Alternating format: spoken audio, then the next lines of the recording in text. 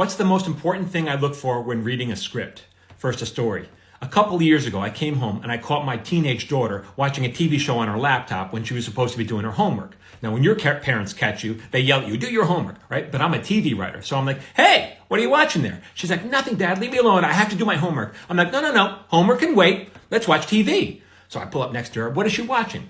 She's watching I Love Lucy. Now, if you were to tell this story to a TV executive, they would say that's absolutely impossible. There's no way that a white teenage girl is going to be watching a black and white TV show that's 70 years old with characters that she can't relate to. She has nothing in common with, right? Because he's a middle-aged Cuban band player. She got a wacky middle-aged wife. Their best friend is an elderly man, Fred Mertz, and his middle-aged wife, Ethel. What? There's no access point. What do they have in common? The culture is so different, right?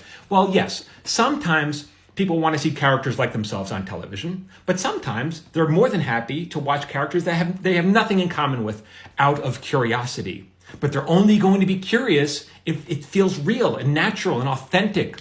If it doesn't, no one's going to care, right? What was my favorite show growing up? One of my favorite shows was The Golden Girls. Now, what is a teenage boy? Why would he want to watch 5 elderly women living in Florida, other than the fact that he was sexually attracted to them? Oh, I said too much. Never mind. Let's cut that part out. But that's why I was watching, because it felt real. I was curious what their lives were like, and it felt real. If it feels fake or phony or written or comedy, no one's going to care.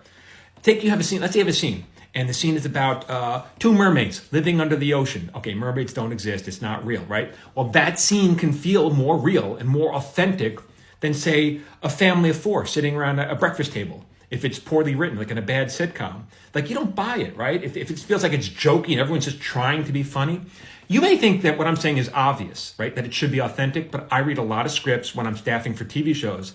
And apparently it's not obvious at all. Because a lot of what I read is like, I don't buy it. It doesn't feel real. I don't care. If you're trying to be funny, it's not going to work. It has to be real.